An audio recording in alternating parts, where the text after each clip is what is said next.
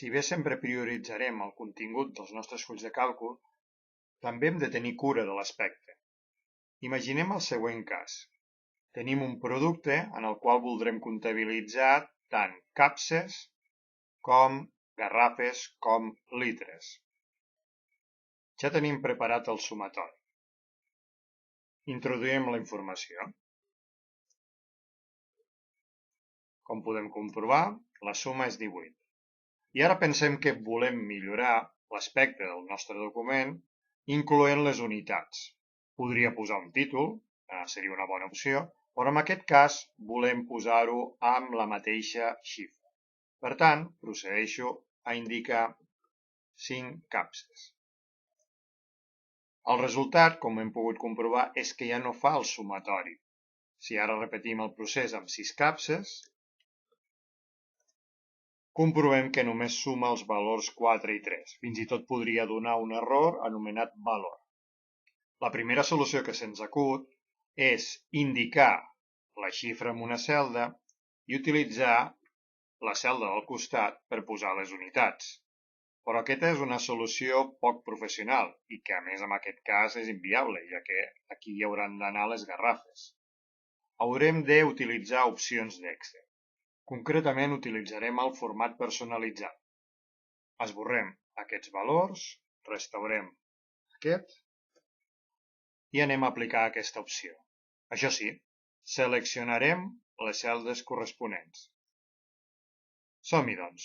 Ho trobarem en el menú Inicio, secció Número, clicant al quadre inferior, que farà que se'ns obri el menú i finalment a la fitxa Número i categoria anirem a la darrera de les opcions, Personalitzada. Aquí podem definir qualsevol tipus de número. Primer seleccionarem el tipus de número. En el nostre cas, com que no tindrà decimals, podem escollir aquesta opció, que ja no en té.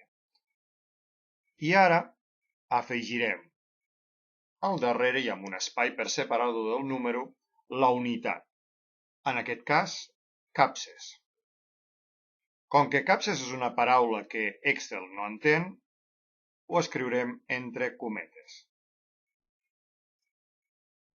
La mostra ja ens diu que ho hem fet bé i si acceptem,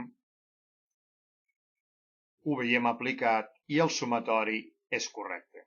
Si tenim previsió, podem definir els números prèviament a la seva introducció. Per exemple, aquesta columna està dedicada a les garrafes.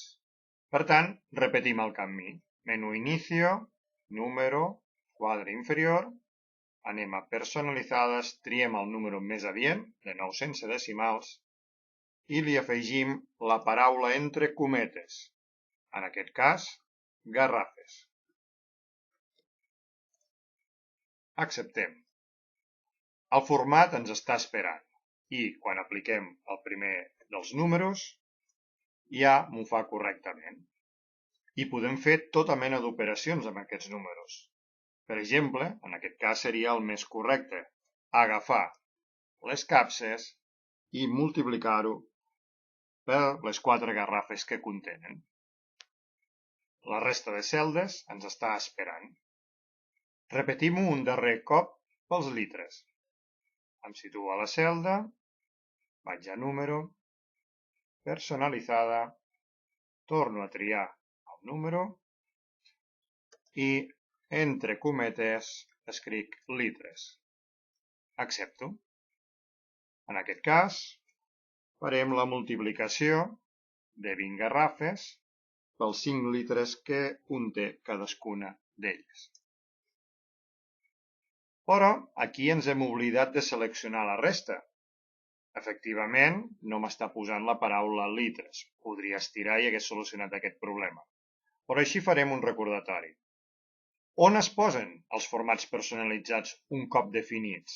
Si l'he de tornar a utilitzar, accediu de nou al mateix menú i el trobareu a la darrera de les posicions. En el nostre cas trobem capses, garrafes i litres.